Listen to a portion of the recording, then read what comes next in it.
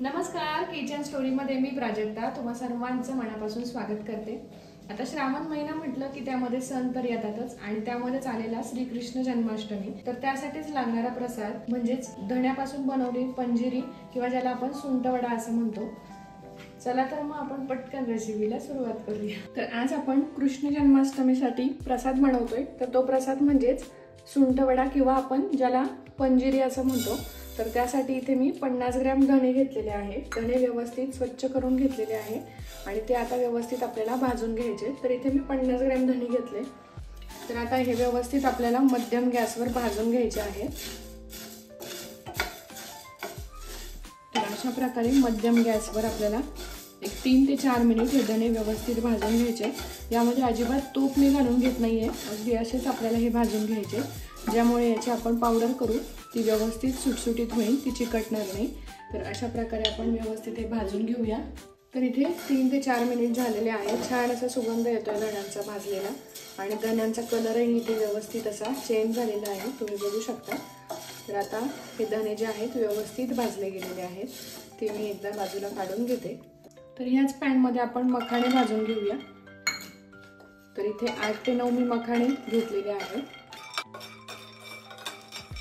तर इथे मध्यम गॅसवर अगदी 1 मिनिटांसाठी आपल्याला फक्त मखाणे भाजून घ्यायचे।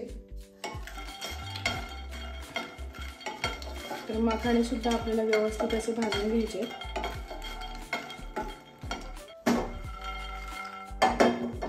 तर आता इथे मखाणे जे आहेत तेही आपले व्यवस्थित भाजून झालेले आहेत, छान असे क्रिस्पी झाले, तेही मी काढून घेते। त्याच प्रकारे आता आपण इथे बदाम भाजून घेऊया। बदाम आणि काजू यांना वेगवेगळा वेळ लागतो भाजायला, त्यामुळे पहिल्यांदा मी बदाम जे आहेत ते भाजून घेते। अजिबात तुपाचा वापर करत नाहीये, तूप आपल्याला सगळ्यात शेवटी घालून घ्यायचंय। तर व्यवस्थित हे पण 1 मिनिटांसाठी आपण भाजून घेऊया।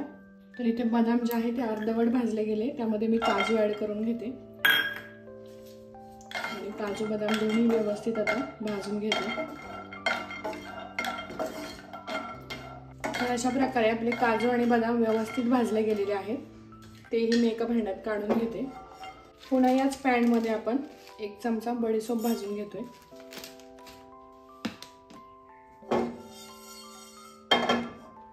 बडीशोप लगेचच भाजली जाते, त्याच्यामुळे अगदी 20 ते 30 सेकंदांमध्ये आपण लगेचच ही काढून घेणार आहोत।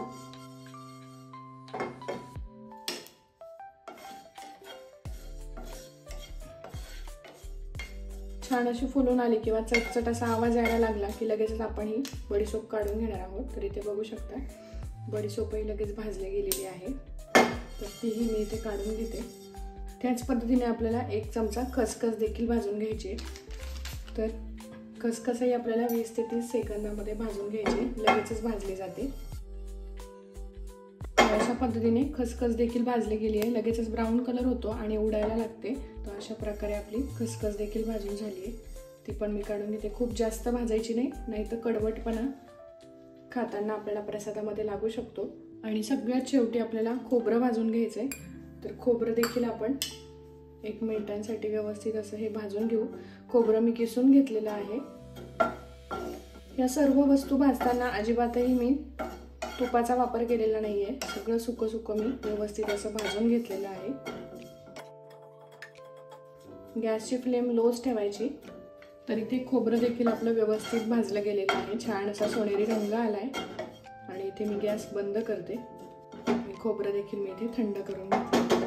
तर सर्व पदार्थ जे आहेत ते व्यवस्थित आपण भाजून घेतलेले आहेत आणि आता आपण हे भाजून जे घेतलं होतं ते आपण व्यवस्थित थंड करून घेतलंय आणि त्यामध्येच धणे, तर धणे आपण पहिल्यांदा मिक्सरला बारीक करून घेऊ।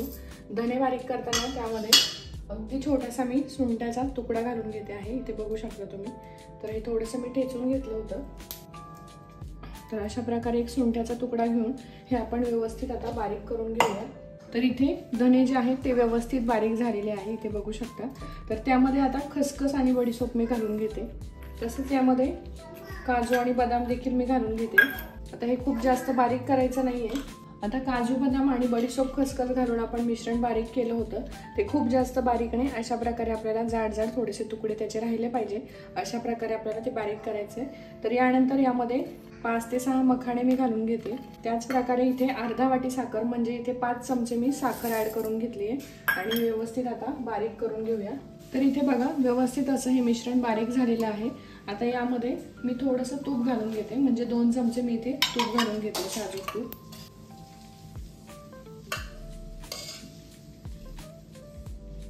आणि हे पुन्हा एकदा मिक्स करून घेते। तर हा जो कृष्ण जन्माष्टमीचा प्रसाद आहे पंजिरी, हा बनवून तयार झालेला आहे। असं व्यवस्थित याचं मिश्रण बारीक झालेलं आहे। आता सगळ्यात शेवटी यामध्ये जे आपण मखाणे भाजून ठेवले होते त्याचे थोडेसे कुस करून मी घालून घेते।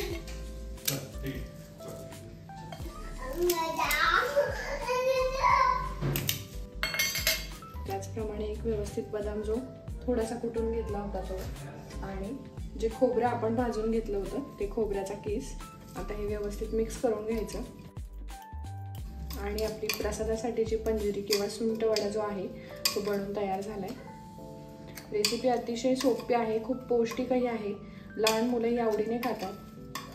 कुठल्याही प्रसादासाठी आपण ही पंजिरी किंवा सुंठ वडा करू शकतो, असं काही नाही आहे की हे कृष्ण जन्माष्टमीसाठीच आहे।